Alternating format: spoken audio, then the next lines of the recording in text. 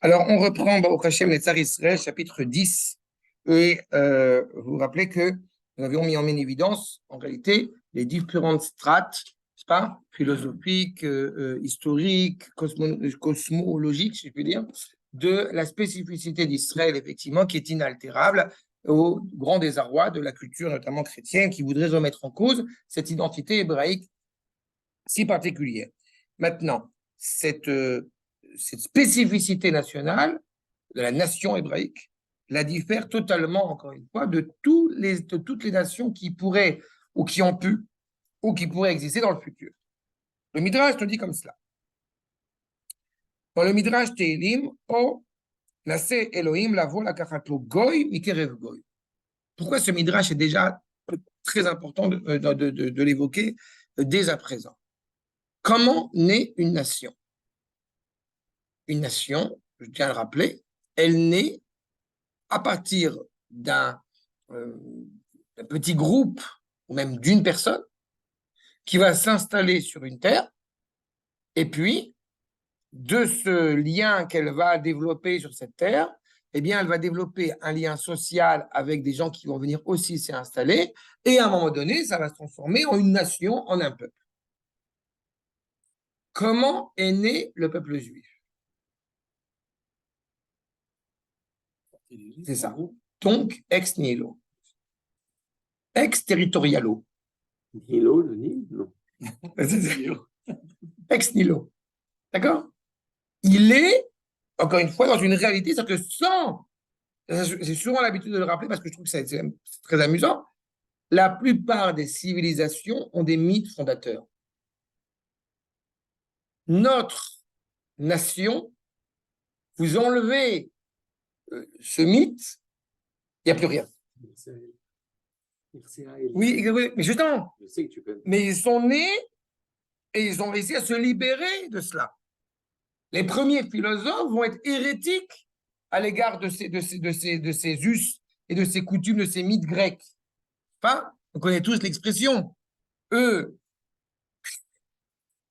ils vivent dans le mythe et nous, on est antisémites. D'accord? Ça, c'est Manitou. C'est exactement cela. C'est eux qui sont antisémites en vrai. C'est exactement cette problématique-là.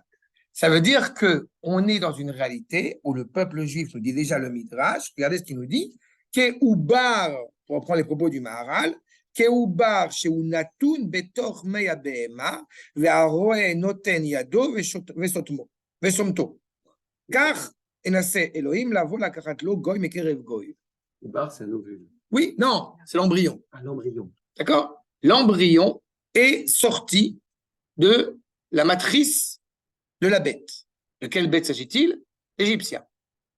D'accord? J'avais évoqué que, malheureusement, et c'est là où ajoute le Maharal sur ce Midrash, le berger va essayer de faire sortir de gré ou de force l'embryon, le jeune veau, de la matrice de la vache. Le jeune veau, c'est l'habitant de Genève. Le jeune veau. C'est un Israël. D'accord? Et malheureusement, c'est une césarienne. Parce que le Ham Israël, malheureusement, la grande majorité d'entre eux ne veulent pas sortir. Mais donc, vous voyez dans quelle considération il est né. On est à l'antithèse de toutes les nations. Et encore une fois, pouvoir de la même manière évoquer la possibilité du non-Israël est impensable parce que ça impliquerait la possibilité du non-monde. Quand vous vous rappelez le rapport à l'unité et le rapport aux ajouts. Am Israël est un. Et tout ce qui va s'y ajouter, comme son nom l'indique, ce sont des ajouts. Les nations sont des tosafot, sont des ajouts à cette unité. Et dans... Mais ce sont des ajouts nécessaires ou ce sont des ajouts écorces, clipotes? Écorces, clipotes. Wow. Il y a de tout. Il y a des gens qui sont... Nécessaires, ce n'est pas le bon terme. Accessoires, possibles, agréables, oui. Mais nécessaires, non. Elles peuvent s'avérer, excuse-moi, elles peuvent s'avérer nécessaires si elles réalisent le rôle qu'elles vont prendre. Par exemple, la Rosh Hashanah. Par exemple. Mais encore une fois, c'est quand, au moment où elles ne seront plus des nations qu'elles seront peut-être nécessaires. Ou vraiment les familles de la terre. Okay. Pas nécessaire, mais pour que ça fasse un tout, il faut qu'il y ait et les nations et un Israël. Tu touches une controverse. Tout toi, ça. Tu touches une controverse bien célèbre entre le Ramchal, le Maharal et Rabbi Yehuda Halevi. Je rappelle, je sens que j'avais déjà rappelé, mais c'est pas grave. Les nations, il y a deux options.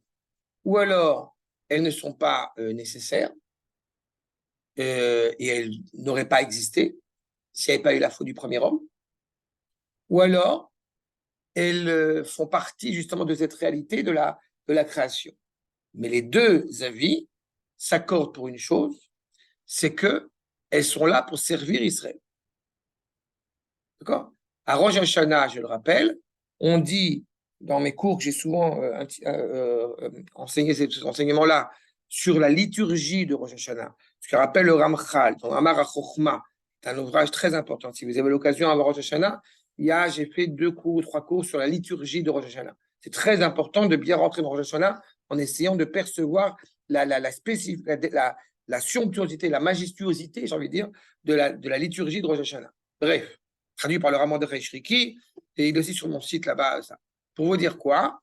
Que Akash Baruch Hu a créé le bien et le mal, il a créé Israël et les nations. Pour que le monde aille comme il se doit, il faut que le mal soit dépendant du bien, que les nations soient dépendantes d'Israël. C'est comme ça qu'il faut le comprendre. Et que les nations se réjouissent, que le mal se réjouisse de perdre. Bien sûr. D'accord?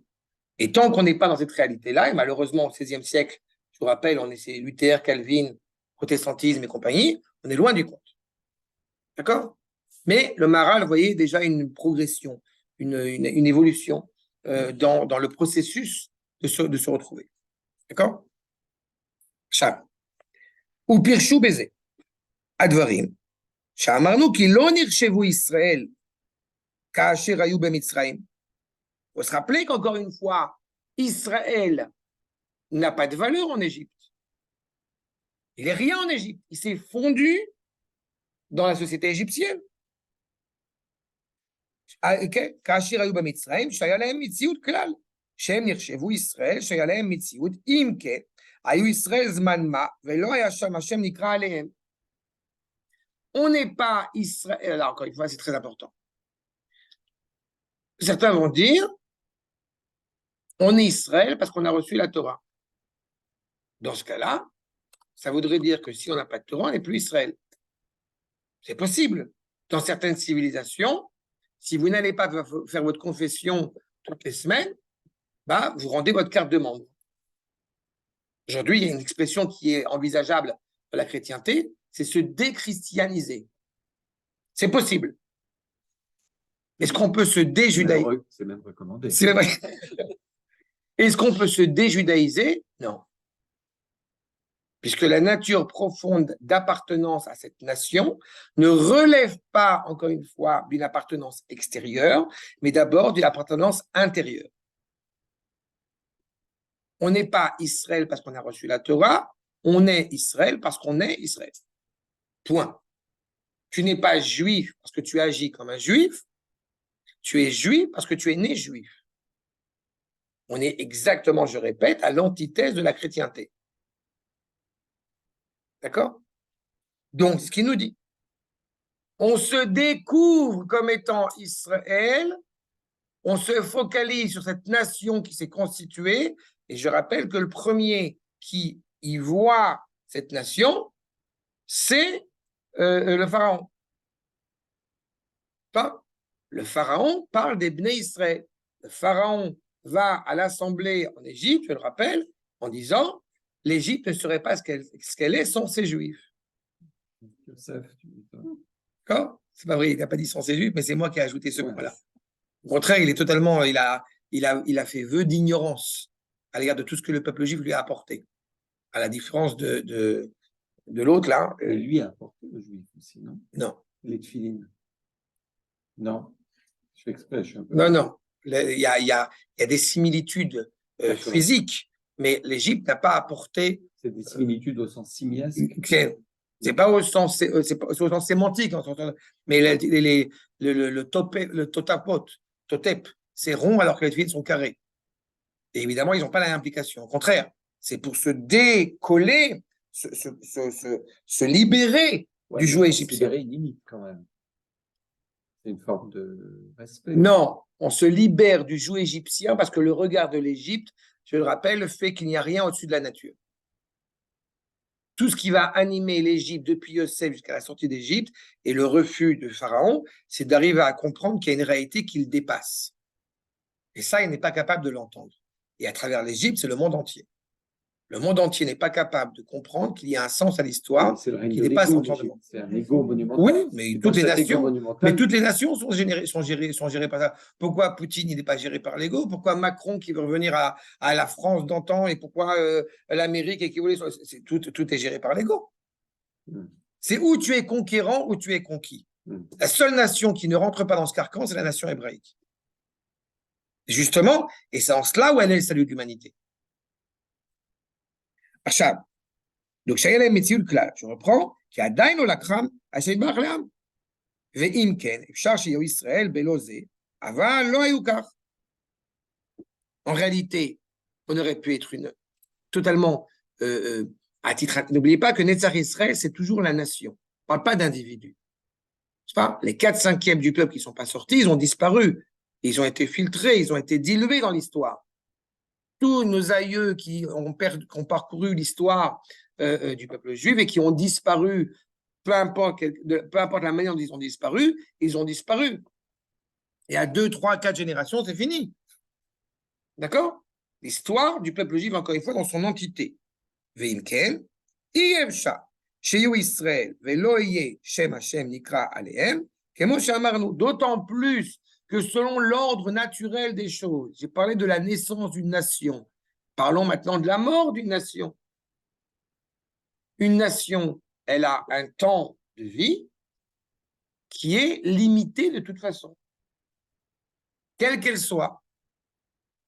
Et c'est ce qu'on avait soulevé d'ailleurs. Elle naît, elle arrive à son apogée, puis elle meurt. Le peuple juif avait toutes les raisons de disparaître totalement de l'histoire, et se passe exactement le contraire. Parce que justement, il a le sceau d'Akadosh Baruch Hu sur lui, avant même d'être révélé au grand jour.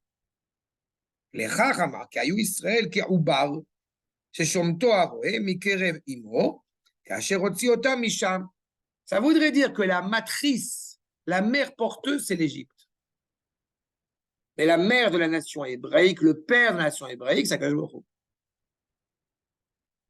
D'accord? Velo Hayal Am Israël, Shum Mitziut Kodem Ze.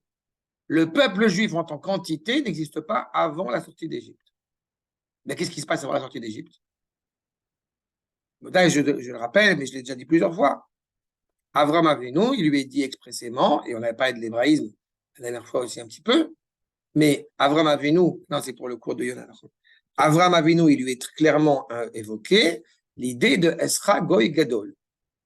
Je ferai de toi une grande nation, pas une religion. D'accord? Parce que justement, ce qui doit être mis en place, c'est une nation.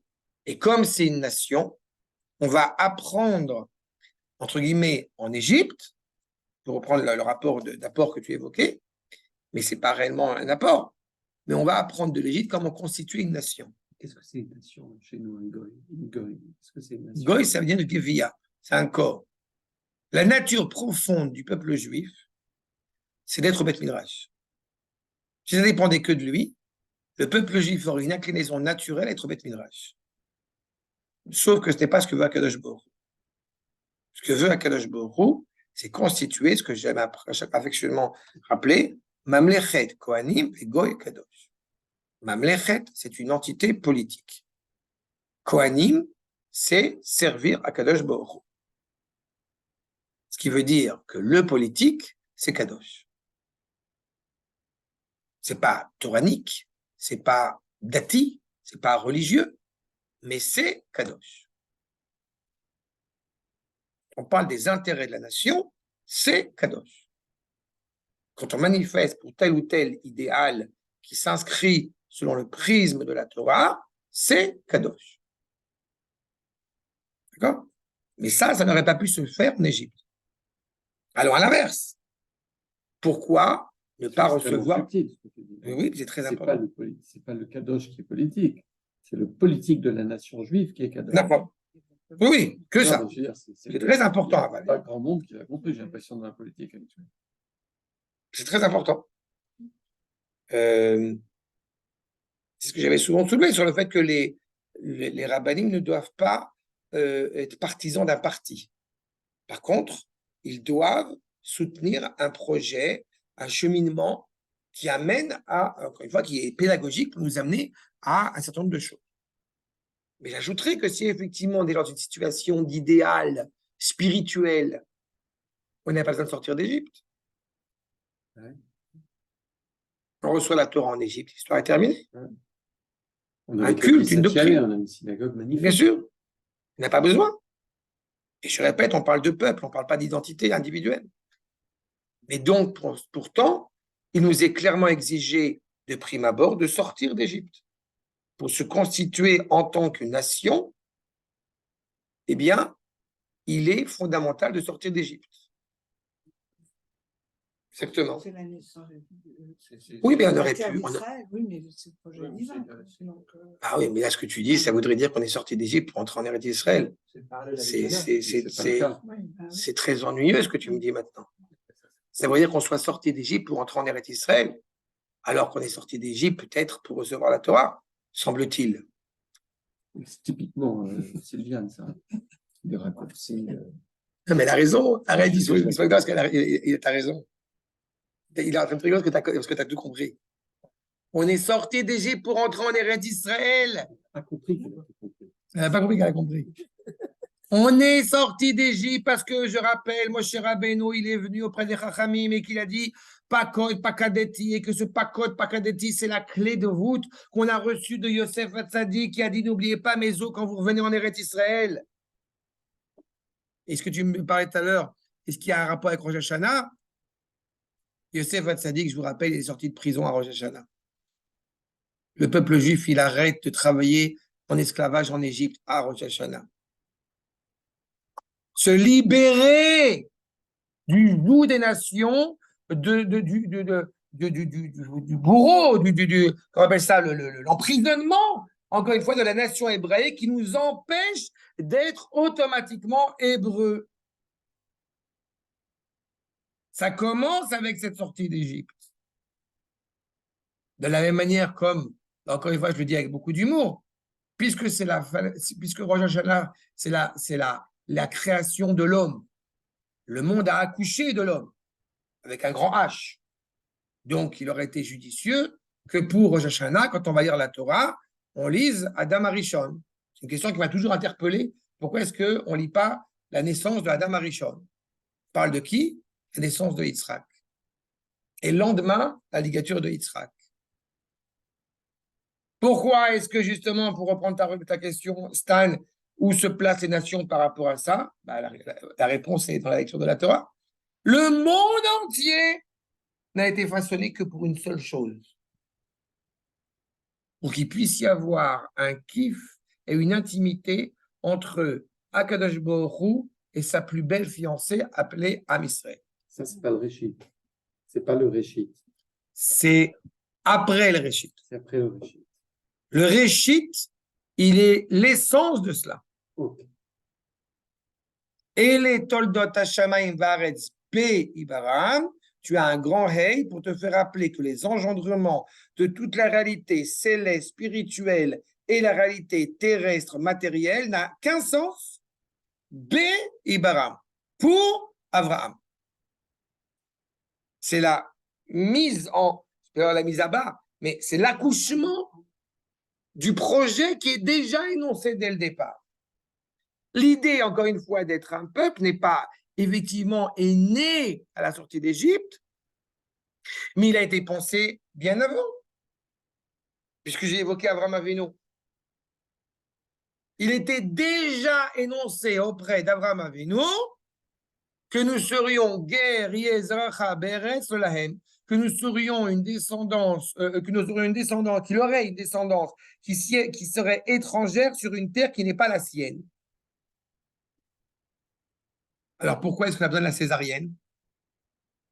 Comme malheureusement, je suis obligé de le rappeler, parce qu'il arrive un moment, c'est assez rare dans notre histoire, où on commence à oublier qu'on est étranger sur une terre qui n'est pas la nôtre.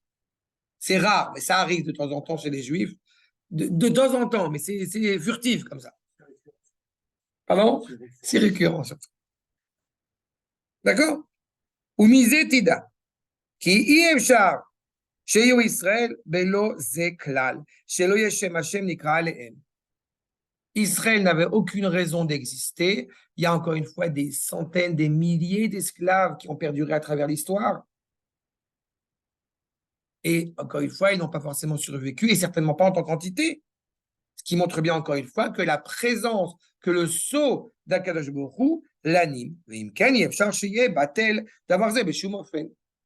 On peut annuler ce qui est en ajout, on ne peut pas annuler l'essence. D'accord? Maintenant, donc se révèle la Neshama, j'ai envie de dire, du monde, par ce biais de la sortie d'Égypte. Voici pourquoi le monde a été créé. Alors on le sait dès l'origine, mais le monde ne le sait pas encore. Le monde ne l'a pas encore perçu. Donc ça va se révéler avec la maturité. Mais si vous mettez, si on va trop vite, alors le monde va être déboussolé. Cela progressif. On peut pas amener un téléphone à Hibernatus tout de suite, immédiatement. Il faut du temps. Ve'od, Tavin, ze ma'etzem briatam shel Israël. Puisque Israël, justement, étrangement, n'a pas été créé en premier. S'il est si important, Israël, pourquoi il n'a pas été façonné dès le départ? Pourquoi ce n'est pas la première nation? Pourquoi est-ce que Adam, Arishon, pourquoi on n'a pas commencé directement avec Abraham? Ou j'en sais rien, pourquoi est-ce que pas directement Adam, Israël? Ah, puisque je parle de Adam, pourquoi est-ce que Adam, Arishon n'avait pas été façonné dès le départ, en premier jour, Adam? Puisque c'est tellement important. Et Maral pose la question. On aurait déjà eu les deux Messies, dès le début. Pendant qu'on y est, donc il n'y aurait pas de sens à l'histoire. Mais il n'y aurait même pas eu de temps. Donc il n'y aurait pas de sens à l'histoire. Donc il n'y aurait pas eu de partenariat. Bien fait. Mais on va même plus loin que ça. Mais c'est vrai ce que tu dis, mais on veut assurer les engendrements, on veut assurer la réussite des engendrements. Pour permettre à Tchouva d'exister. Aussi. Mais alors dans ce cas-là, on peut faire autrement. Il n'y a pas de faute, et puis l'histoire est réglée. La question de tes enfants. Enfin, Bien fait. Sauf qu'en réalité, on sait très bien que la volonté, n'est-ce pas, c'est qu'il y a un lien étroit entre le créateur et la créature. Et il ne peut pas se faire sans la liberté pleine de la créature. Donc le processus. Mais surtout, ce qui est important, c'est que, puisque rien ne peut naître après Adam Arishon, qui est essentiel à la réalité, cela nous renseigne aussi sur la valeur d'Israël. Rien ne peut naître après Israël. Toutes les civilisations, toutes les cultures, tout ce qui a pu, encore une fois, exister, a perduré en amont avant Israël. Je vous rappelle que nous ne sommes pas les fils d'Abraham, ni les fils de Yitzhak, nous sommes les fils d'Abraham, Yitzhak et Yaakov. L'essence même de la culture musulmane est déjà née bien avant Yaakov. L'essence même de la culture chrétienne est bien née bien avant Yaakov. L'essence même de la culture extrême-orientale, mais elle existe depuis belle lurette déjà, ne serait-ce que par le biais de Ketura. Donc toutes les cultures existent déjà. Israël est la dernière. D'accord? C'est pas clair. Pas clair? Rapport au temps et à la chronologie. Tout est anticipé par, encore une fois, hors norme, hors temps, par le Créateur lui-même.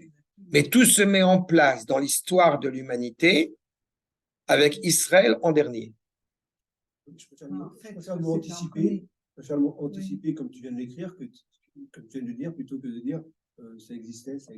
Anticiper, ça veut dire qu'il avait prévu. Mais on parle d'Akadosh Baruch Hu, donc encore une fois, on parle d'Akadosh Baruch Hu, donc ça n'a pas de sens. On parle d'Akadosh Baruch Hu, donc ça n'a pas de sens. On parle de l'histoire, encore une fois, de l'humanité, avec ces 4 royaumes qui vont apparaître, qui vont se suivre l'un après l'autre, et la royauté d'Israël est la dernière. Pourquoi ce n'est pas la première? Réponse, parce qu'après Israël, il n'y a plus rien. Quand je dis il n'y a plus rien, c'est pas il n'y a plus rien. Il n'y a plus de destruction possible. Il n'y a plus de bouleversement possible. Il y a des écueils, il y a des épisodes, mais il ne peut pas avoir quelque chose de renouveau, j'ai envie de dire, après Israël, parce qu'il s'inscrit dans l'absolu.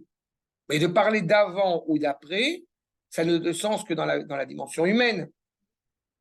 Mais quand je parle du Ham Israël, c'est quand j'ai bien insisté, penser Israël a anticipé la création du monde. On a montré que sans Israël, le monde n'existe pas, tout simplement, puisqu'il est déjà anticipé dans la pensée d'Akash Brou bien avant de se mettre en place.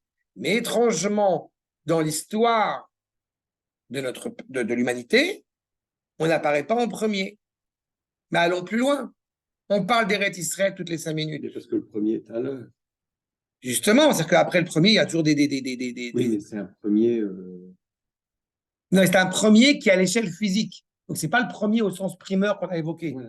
Ça, c'est pas shoot. Mais allons plus loin. On parle d'Eretz Israël toutes les 5 minutes. Combien d'années on a passé en Eretz Israël dans toute la durée du Tanakh? On a passé plus de temps dehors que dedans. Entre David et Shlomo, c'est tout. Donc, comment est-ce qu'on peut être aussi attaché à Israël alors qu'on n'y est pas?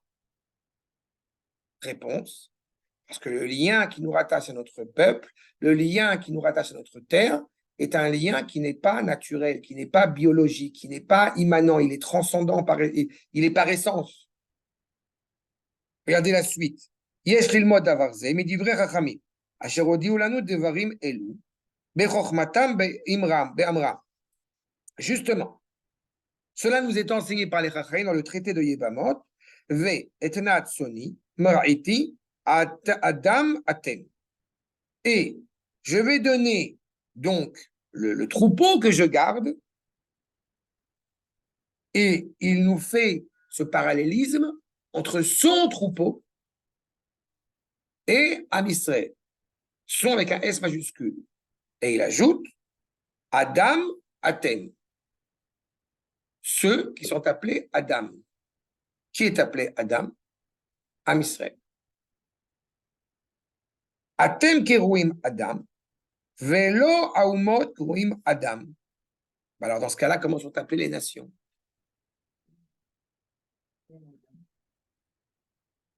Mais donc c'est vrai qu'on aurait un lien malgré tout. À part Fernandel, qui a donné un nom à sa vache. En général, la vache, c'est la vache. Pas? La différence entre Adam et Ha-Adam.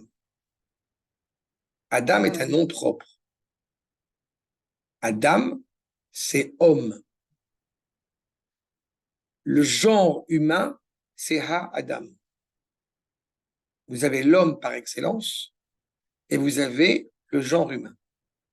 J'ai entendu un commentaire qui m'a bien plu ces derniers temps, qui va un petit peu en décalage avec ce que dit Rabbi Yehuda Halevi dans le Kuzari, en mettant en évidence qu'il y a plusieurs niveaux dans la création. Vous avez les minéraux, vous avez les végétaux, vous avez les animaux sauvages, vous avez les bêtes de somme, et vous avez celui qui est doué de parole. Et on a Israël au-dessus, qui est au 5e point, puisque c'est un ange tutélaire qui est redevenu un être humain. Et le commentaire, en l'occurrence, que j'ai entendu, qui m'a bien plu, qui est du Rav Cherki, c'est de dire qu'en réalité, non, il y a 4 niveaux dans la création, mais que le seul peuple qui porte en lui le souvenir de l'essence même de la dignité humaine, c'est Israël. Et là, on retrouve le commentaire du Rambam dans Moreh Nevuchim et aussi d'ailleurs du Rav Kook dans la distinction entre Israël et les nations. Il y a plus de familiarité entre le singe et le non-juif que entre le non-juif et Israël. D'accord? Il y a une distinction de taille. Et pourtant, vous allez me dire, mais enfin, quand même, il y a un nez, il y a des yeux, il y a des bouches. D'accord. Ça ne change pas le fond. Et là, quand vous entendez cela, encore une fois, avec avec un regard occidental, alors on a l'impression que c'est méprisant pour le non-juif. Mais en réalité, je vous trouve très méprisant à l'égard du singe, pour commencer. Et ensuite, à partir du moment où toutes les créatures sont animées pour servir le Créateur, quelle qu'elle soit, il est inenvisageable qu'une personne non juive, eh bien, puisse exister sans rendre hommage à celui qui est appelé Adam Israël pour pouvoir reconnaître le Créateur qui est devant lui. Donc, s'il ne s'attelle pas à cette tâche, et voire même qu'il s'attelle exactement au contraire, ils sont évidemment en porte-à-faux, et c'est pour ça que oui, j'ose le dire, qu'à ce niveau-là, le singe aurait plus de valeur que le non-juif. Parce que le singe s'assume pleinement comme un singe. Et l'antisémite, il s'attelle aussi à ça. L'antisémite, il arrive à découvrir. Exactement. Okay. L'antisémite a malheureusement dans la douleur cette capacité à faire appeler au juif ce qu'il doit être véritablement. C'est pas chaud. D'accord? Ça serait vous voyez, ça serait raciste de parler comme cela si on pensait qu'il y avait un lien de s'il y avait une comparaison à faire entre un juif et un non-juif. Alors oui, dans ce cas-là, on serait raciste. Mais étant donné que vous ne comparez pas une chaise à un singe, une chaise à un chien, donc il n'y a aucune raison de comparer, aucune possibilité de comparer Israël à un non-juif. Ils sont quatre pattes. C'est justement ce que je dis. Il y a des points de similitude, mais qui n'ont rien à voir. D'accord? Exactement. Et c'est pour ça que je répète, l'essence même, encore une fois, du peuple juif, c'est de transcender toute la création. Et je parle uniquement de peuple. Peut-être toujours, je ne parle pas d'individu. Iné. En sarich reya, qui Israël a mis kar mitziut baolam hazeh. C'est l'essence même. Kacher Israël bifrat nikraim Adam. Puisque Israël est appelé Adam, donc Adam, comme Adam est l'essence même, puisque Adam Arishon est justement, eh bien, celui qui se préoccupe de garder le jardin, d'améliorer le projet divin. Il est appelé Adam. Mais Kacher Tidbonen, Timsa Shem Dvarim Brurim Meod. Ce sont des choses très claires. Ah, Chen Safekbo. Je vous rappelle, c'est écrit au XVIe siècle. On est loin de la réalité, encore une fois, du privilège d'être devenu une nation, ce que nous n'avons pas été pendant 2000 ans. Et le Maharal dit les choses d'une manière, encore une fois, limpide. Mais Zekacher tiré Bevria, Shenivra Adam Acharon, l'école Anivraïm. Il a été façonné en dernier parce qu'il vient ratifier, il vient corroborer toute l'essence de la création. Alors, il y a un enseignement que j'aime citer, c'est que le moustique, il était façonné avant lui. Et alors, les Chachamim s'interrogent, pourquoi est-ce que le moustique a été façonné avant Adam, puisque l'homme est là pour corroborer toute la création. C'est comme ton petit doigt. Ça. Exactement. Exactement. C'est une leçon d'humilité. Et on peut le comprendre ou de la manière lituanienne ou de la manière chassidite. La manière lituanienne, c'est pour que tu comprennes que tu as un rôle essentiel, encore une fois, et que tu aurais pu effectivement être comparé au moustique, mais tu es nettement supérieur au moustique. Et les chassidim vont dire, tu as été créé après le moustique pour que tu sois toujours humble dans ta manière d'être. La preuve, c'est qu'il a suffi d'un moustique pour aller tuer Titus, celui qui a quand même commis l'irréparable en détruisant le Beth Amikdash. Il a suffi qu'il y ait un petit moustique qui se trône dans sa tête, il en est mort. C'est exactement ce parallélisme-là. Nous n'avons pas d'orgueil, en tout cas, certainement pas un orgueil individuel, nous n'avons pas d'orgueil à être son fils aîné. Nous assumons, nous endossons cette responsabilité. Et évidemment, c'est aussi un privilège. Mais on voit bien que c'est un privilège, j'ai envie de dire, c'est la pierre angulaire, c'est la pierre de voûte de tout l'édifice de la création. Et donc, aucune civilisation, aucune nation ne peut penser, elle va y penser, mais vainement, qu'elle pourrait réussir à détruire, à gommer Israël de la carte. Ce n'est pas possible. Et alors maintenant qu'Israël est là. On n'a pas fini, on est en processus encore. Nous n'avons pas encore reconquis. On n'a pas Je le- toutes les fois. Bah donc, on n'a pas fini. Et puis en plus, j'ai cru comprendre, madame, que sur la petite montagne là-bas, il y a encore quelques renards pas argentés qui jouent au football. Donc ça montre qu'on n'a pas fini. On est en processus. On va attendre. Non, on n'attend pas. On est embarqué. On avance. Mais on n'a pas fini. Mais il est certain qu'on est dans une situation nettement meilleure que ce qu'elle a été pendant 2000 ans. Et vous remarquerez que le monde va mieux aussi. C'est intimement lié. D'accord? Il va mieux où, le monde? Ça se passe à quelle heure, ça? Quand on étudie l'histoire, on se dépend rend compte comment que le on monde va regarde. mieux.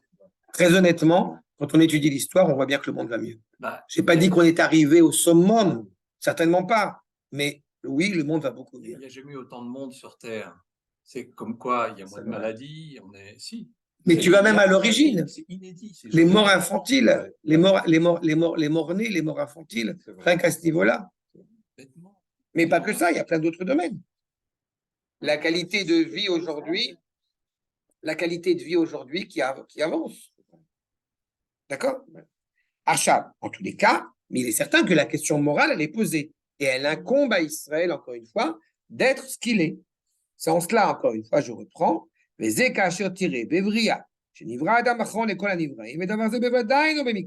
C'est pas un hasard s'il a été façonné en dernier. Tout va dépendre de l'homme. Je vous rappelle encore une fois que les objets, les animaux, les réalités n'ont pas de nom. Quand est-ce qu'elles ont un nom? Quand Akadosh Baruch Hu se tourne vers l'homme et lui dit comment tu vas appeler telle ou telle chose. Et chaque élément de la création, constitutif de la création, porte en lui le rôle qui lui est assigné Par son nom. par son nom. C'est magnifique, ça. Et Akadosh Baruch Hu, d'ailleurs, va interroger Adam, comment tu m'appelles? C'est beau, ça. Il y a une Bah, chanson t'es de celui que je Rabbin. sers. C'est celui que je sers, donc je vais t'appeler Adon. Tu connais la chanson de Rabbin Alberstein? Des colis, Mais c'est on se souvient de la Shoah, d'Afghan. Ah ouais, oui, oui. Ok. C'est ça. Mais c'est toujours la même problématique qu'on retrouve dans la tradition juive. Quand nous partons en exil en Égypte, on n'a pas dit on va compter le nombre de gens qui sont en Égypte, de juifs, d'hébreux qui sont en Égypte. On commence, n'est-ce pas, par Shemot. Vélé Shemot. C'est un nom. Parce qu'un nom, c'est une dignité, c'est une valeur. Ceux qui l'ont en tête, on a parlé de Shem, de Ham, Shem et Yefet. Shem en premier, le nom et une finalité. Les Shem, Adam, c'est nous. les Shem. J'ai loupé ce cours. Shem, c'est nous. Récouche sur le Yona. Oui, oui. Shem, c'est nous. Non, on vient de Ever, mais c'est Ah, on vient de... Ah, il vers mon petit-fils. Ever, Ah, voilà. va écouter le cours. Va écouter le cours. וזה כי ראוי דבר שהוא כמו צורה, והצורה על ידה יושלם הכל. On n'est pas en étudiant Orot HaKodesh. On n'est pas à peine Ever n'étudie pas encore le Zohar. Mais On va dire ça sans père. Ça va venir. mais il porte en lui, encore une fois, cet aiguillage, cette indication.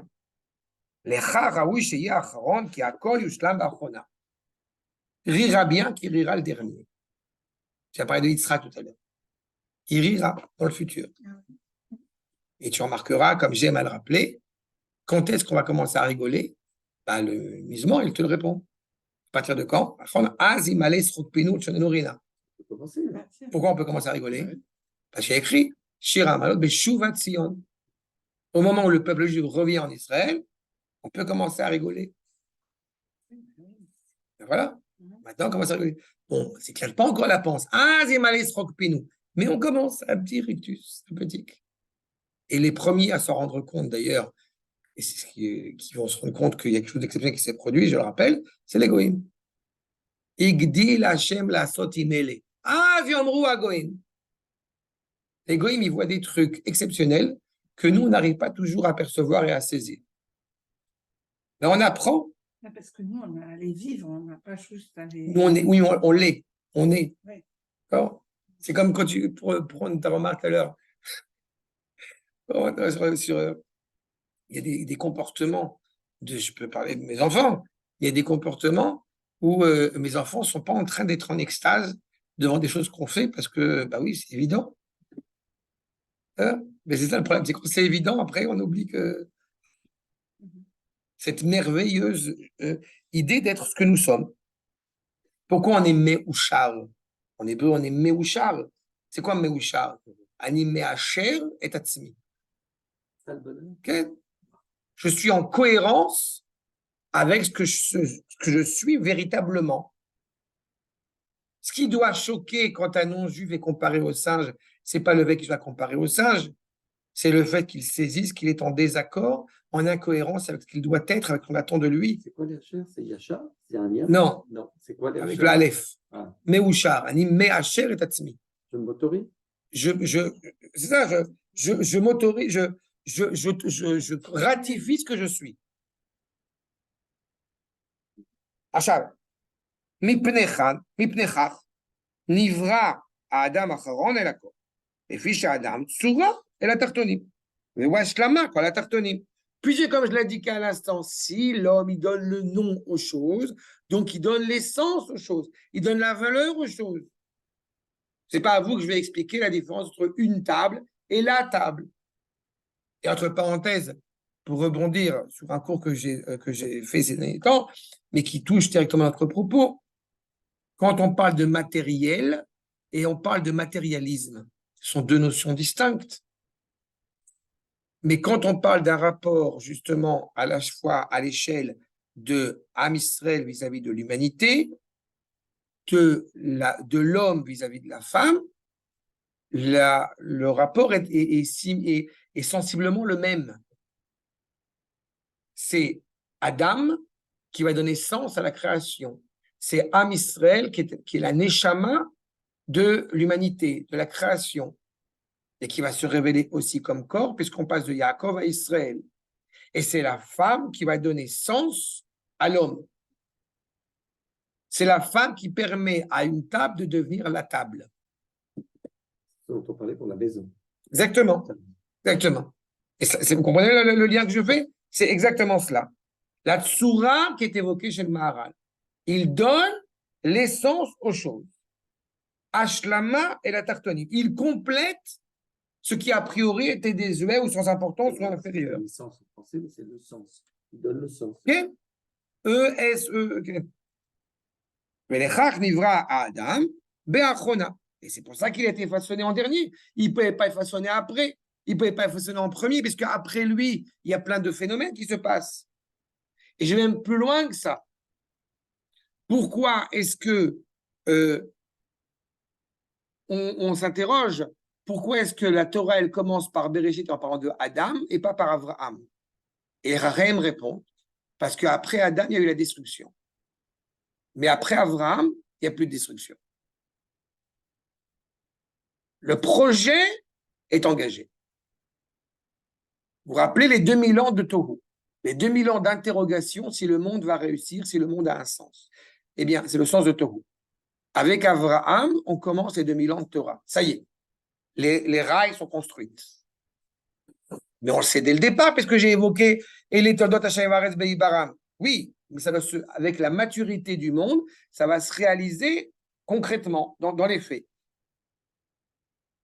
Kacher Ushlam Akol, quand tout est mis en place et que l'homme peut se développer à ce titre-là. Vetimsa Davarze Be-Israël, chez Gamem Nivreu Ba'achona.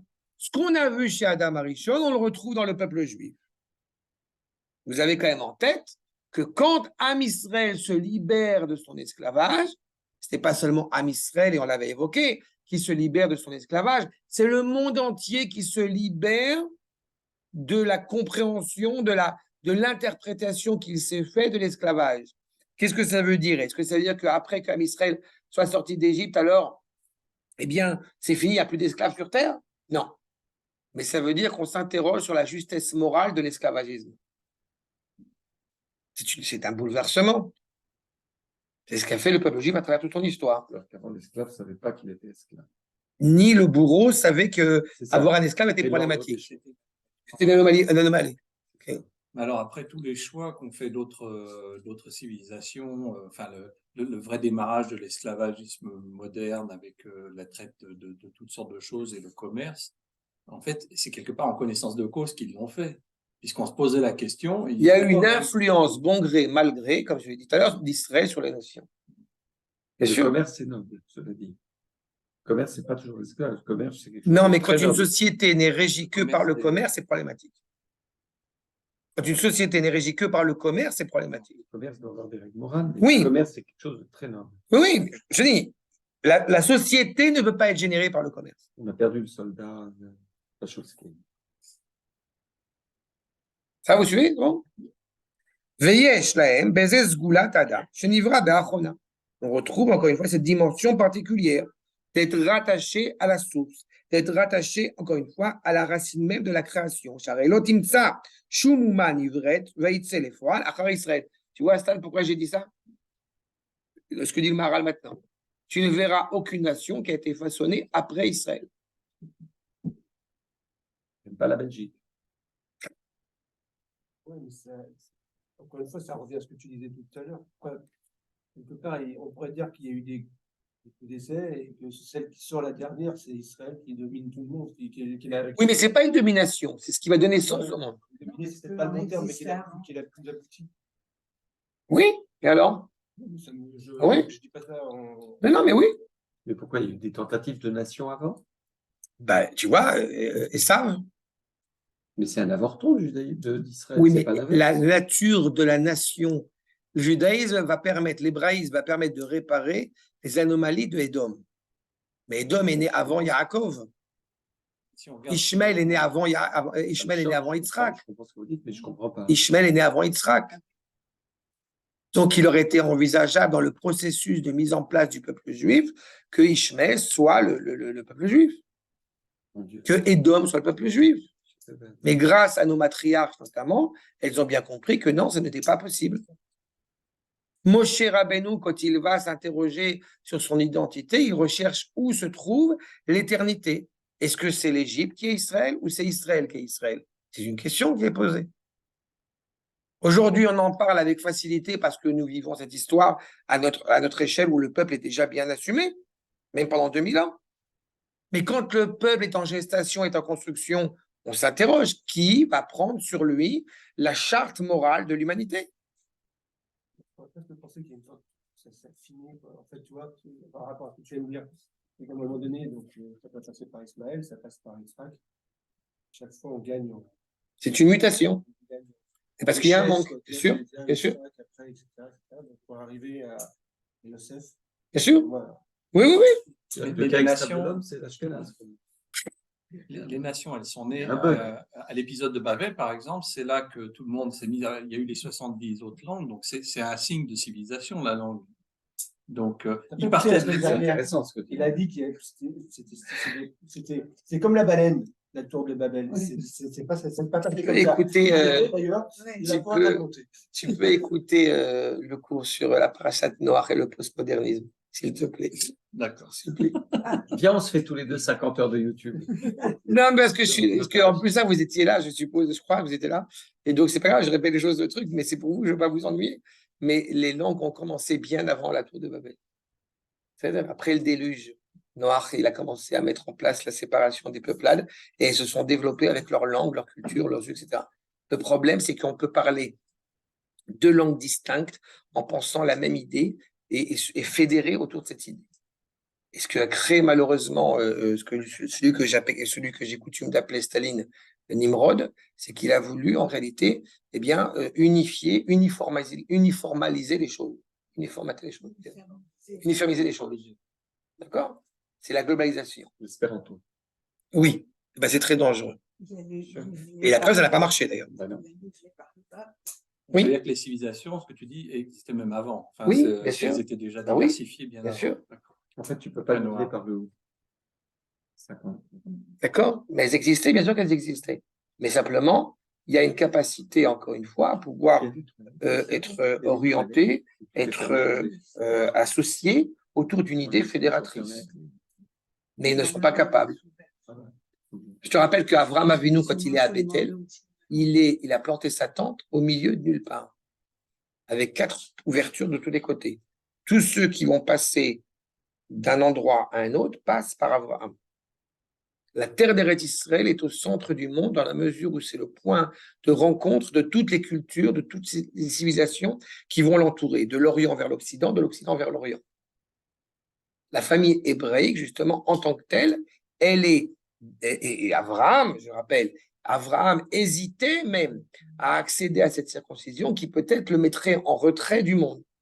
Et en réalité, lui enseigne à Kadosh Baruch Hu, non, c'est en étant une nation à part entière distincte des autres que tu vas être l'épine dorsale du monde entier. Et pas en étant parmi elles. D'accord? C'est la nature profonde encore de cette nation hébraïque. Ce n'est pas 70 nations, parce que dans ce cas-là, on aurait vécu uniquement sous l'angle biologique du regard, pas, du regard historique, Ein, Gematria 70. On voit le monde, c'est comme ça qu'on le perçoit. Et donc, Israël, c'est un pays comme un autre. Non, c'est 70 plus une. Et qui, en l'occurrence, la nation de l'unité. Qui va porter en elle, eh bien, les couleurs, le tamtzit, l'indice de toute cette création, de toute l'humanité. Unité centrale. Exactement, exactement. Qui Amon ve Moab, ve Esav, Ine. Akol hayu umot gdolot kodem Israël. Et vous remarquerez que Amon et Moab sont elles-mêmes des nations qui sont sorties de la famille hébraïque par le biais de Lot. Esav, bon, vous le savez, כמו שמוכיח מן הכתוב, שמזכיר אותם הכתוב, קודם שיצאו ישראל ממצרים. אם כן, יש לישראל סגולת אדם, אשר הוא נברא באחרונה. Toutes ces nations qui ont essayé de naître en parallèle avec Israël, avant Israël, n'ont pas réussi à mettre en place eh bien, cette unité, cette cohésion globale. Il manque quelque chose à Lot. Il manque quelque chose à Edom, à Esav. Il ne véhicule pas l'unité. Alors que ce qui nous apporte, c'est de véhiculer justement cette unité selon le projet divin. Et donc, que sont les royautés? Que sont les différents empires qui ont traversé l'histoire? Eh bien, ils sont le creuset qui va permettre à Israël d'arriver. Vous avez d'ailleurs dans le rêve de Nebuchadnezzar 4 animaux, je le rappelle, qui viennent de la mer, chacun avec des formes absolument affreuses, avec une spécificité bien à eux, et qui vont essayer d'aborder la terre ferme où se trouve celui qui est appelé Adam. D'accord? C'est exactement cela. C'est quoi le sens de l'histoire? C'est tout cohabite,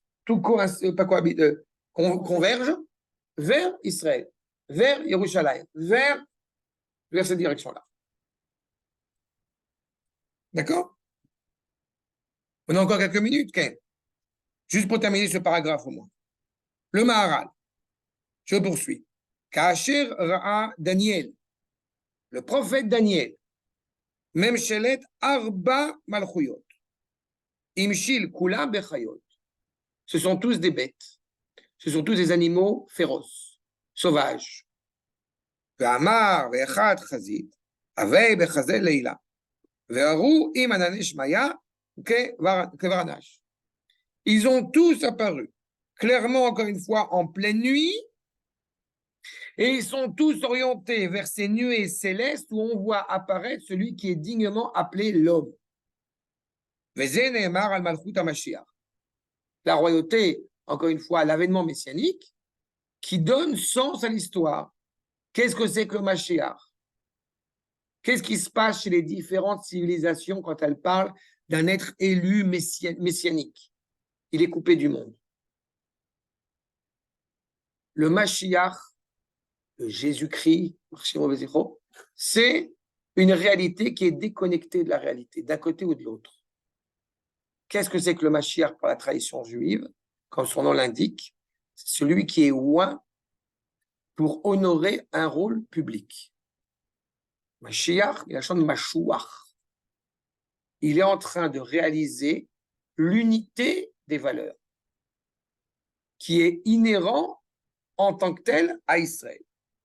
Et chaque nation, chacun des 4 royaumes a essayé de mettre toute son attention sur l'une des valeurs, que ce soit la force, encore une fois, de gouverner, que ce soit la force physique, corporelle, que ce soit la capacité intellectuelle, que ce soit la capacité d'unifier toutes ces valeurs, mais en excluant l'idéal, la morale absolue de ce projet, et tous ont échoué.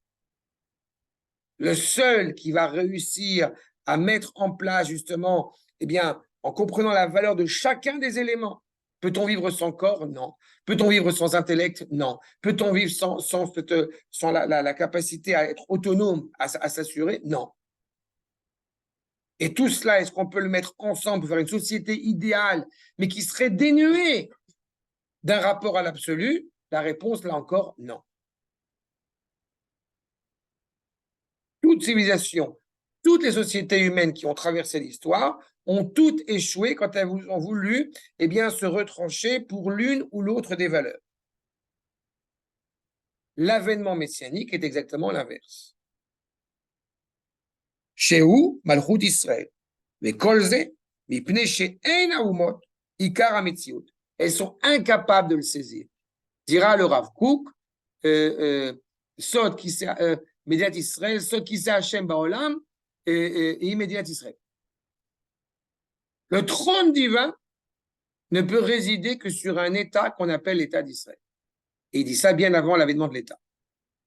Parce que cet État porte en lui le rapport, le lien étroit entre le haut et le bas, entre le bas et le haut, entre Israël et par la suite les nations, et toute la création. Rakem Shfelim et Israël. Tous sont désuets, là encore une fois, à côté d'Israël.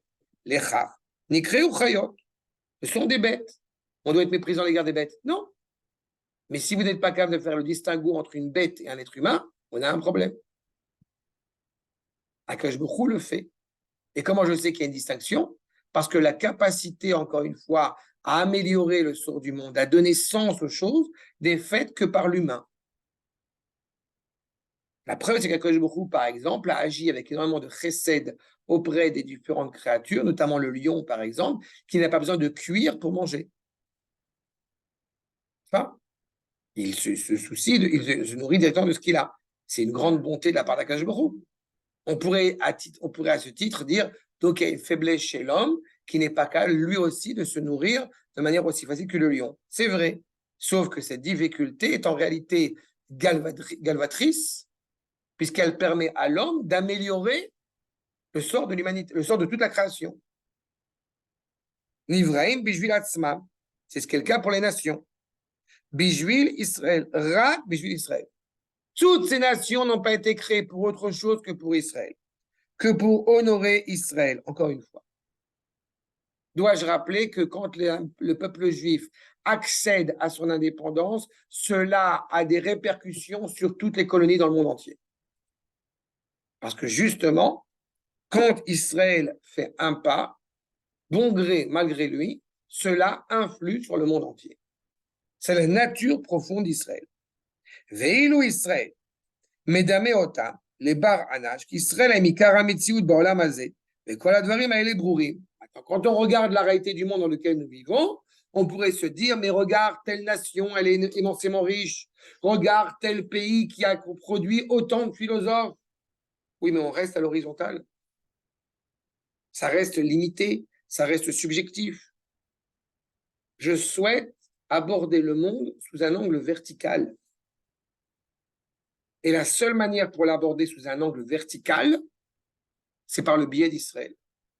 Est-ce que, et je vais le terminer avec cela, est-ce que quand on n'est pas juif, automatiquement on va dire une bêtise? Non. Mais c'est pas titre individuel. Exactement. Est-ce que, mais même plus que ça, est-ce que en produisant une idée suffisamment exceptionnelle, s'attacherait-elle à l'absolu. Non. Alors que quand on parle justement de la parole d'Akadosh Baruch Hu, eh bien, nous l'assumons, pas orgueilleusement, mais fièrement. Oui, nous parlons au nom d'Hachem. Parce que nous avons un lien étroit avec Hachem. Si Am Israël, Rabotai, je vous le rappelle, est appelé le fils aîné, ça veut dire qu'il a un rôle similaire au père. Quand on a le fils aîné qui monte à la Torah, on se lève. Le frère, pas le père, mais le frère se lève. Parce que le fils aîné a un rôle presque de second père, d'une certaine manière. Ça veut dire quand le fils aîné se conduit mal, Ça aussi, des il fait applications. énormément de mal. Bien sûr, Quand il oublie d'où il vient, Bien où il sûr. doit aller. bien sûr. Et ça arrive. Hein, Tu as tout à fait raison. Tous les Et c'est pour ça que je ne parle pas du fils aîné au sens biologique du terme, parce qu'on pourrait tout à fait accepter l'idée que Esav soit le fils aîné au sens biologique, mais le fils qui porte sur lui, encore une fois, le charvit, le sceptre, de poursuivre, encore une fois, d'honorer le projet du père. C'est clair sur cela? C'est clair sur ce point? So, Bezrat Hashem, nous poursuivrons la prochaine fois. Shalom, shalom. Le lundi, c'est grand cœur pour moi.